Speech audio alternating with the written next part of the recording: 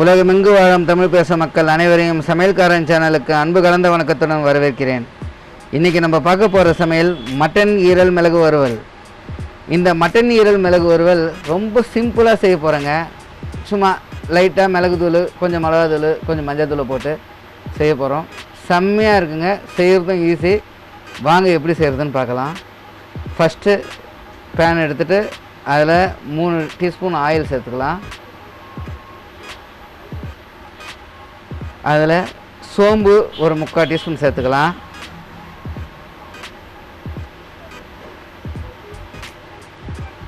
சோம்பு பொரிஞ்ச பிறகு பச்சை மிளகா ஒரு 2 எடுத்து பாதி பாதியாக கட் பண்ணி வச்சுருக்கேன், அது சேர்த்துக்கலாம்.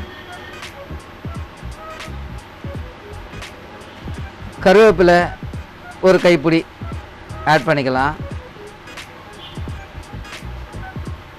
மட்டன் ஈரல் வறுவலுக்கு கருவேப்பிலை ரொம்ப நல்லாயிருக்கும், சேர்த்துக்கணும். ஜிஞ்சர் கார்லிக் பேஸ்ட்டு ஒரு டீஸ்பூன் சேர்த்துக்கலாம்.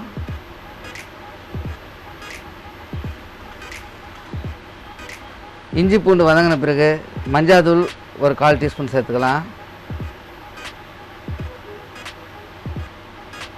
சும்மா கொஞ்சம் நேரம் அப்படியே ஃப்ரை பண்ணிக்கலாம்.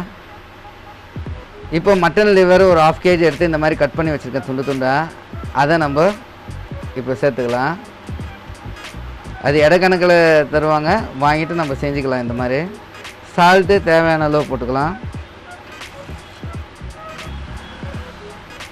மிளகாய் தூள் ஒரு 1/2 டீஸ்பூனு. காரம் ஏன்னா சுக்கா ஃப்ரை பண்ணுறதுனால ஒரு 1/2 டீஸ்பூனே போதும், காரம் ஃபுல்லாக இருக்கிற மாதிரி இருக்கும். ஒரு 1/2 டீஸ்பூன் சேர்த்துக்கலாம். தேவைப்பட்ட இன்னொரு 1/4 டீஸ்பூன் சேர்த்துங்க. இப்போ நம்ம என்ன பண்ணலான்னா, ஈரலில் முதல்ல தண்ணி விடும், அதுக்கப்புறம் அதுவே பாயில் ஆகி சுக்காவும். நம்ம மூடி வச்சுட்டு ஒரு 15 மினிட்ஸ் வெயிட் பண்ணோம்னா தண்ணியெல்லாம் நீர்த்து போய் 15 மினிட்ஸ் கழிச்சு சுக்கா ஸ்டேஜில் வரும். இப்போ பாருங்கள், தண்ணியெல்லாம் இப்போ நீர்த்துன்னு வருது. இந்த மாதிரி ஸ்டேஜில் நம்ம தீ ஹை ஃப்ளேம் வச்சுட்டு க்ளோஸ் பண்ணி வைப்போம். தண்ணி மொத்தம் ட்ரை ஆகிடும். பாருங்கள், தண்ணி குறைஞ்சி போச்சு. இந்த மாதிரி டைமில் ஹை ஃப்ளேமில் வச்சு நம்ம தண்ணி போன பிறகு எடுத்து சுக்காவாக ஃப்ரை பண்ணோம்னா சரியாக போச்சுங்க. பாருங்கள், மொத்தமாக 15 மினிட்ஸ் ஆகிடுச்சு. 15 மினிட்ஸ்லேயே முடிஞ்சிடும், இல்லை 20 மினிட்ஸ் எடுத்துக்கும். மிளகு தூள் ஒரு டீஸ்பூன் யூஸ் பண்ணிக்கலாம். சோம்பு தூள் அதை நான் அரைச்சி வச்சுருக்கேன் வறுத்து, அந்த தூளை ஒரு 3/4 டீஸ்பூன் சேர்த்துக்கலாம். மொத்தமாக சேர்த்து இப்போ ட்ரை ஆன ப்ரெட்டில் போட்டு ஃப்ரை பண்ணிடலாம். பண்ணி எடுத்து அவ்வளோதாங்க, முடிஞ்சுது. மேலே கருவேப்பிலை இப்போ கொஞ்சம் பச்சையாக கொஞ்சம் சேர்த்துக்கலாம் வாசத்துக்கு.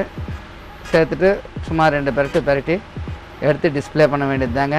அவ்வளோதான், முடிஞ்சிச்சுங்க. மட்டன் ஈரல் ஃப்ரை செய்கிறது ரொம்ப ஈஸிங்க. வெறும் ரசம் சாதத்துக்கு இதை வச்சு சாப்பிட்டோம்னா டேஸ்ட்டே வேறுங்க.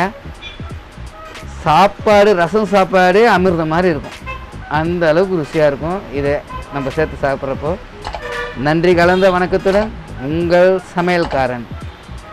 லைக் பண்ணுங்கள், சப்ஸ்கிரைப் பண்ணுங்கள், பெல் ஐக்கானை தட்டி விடுங்க.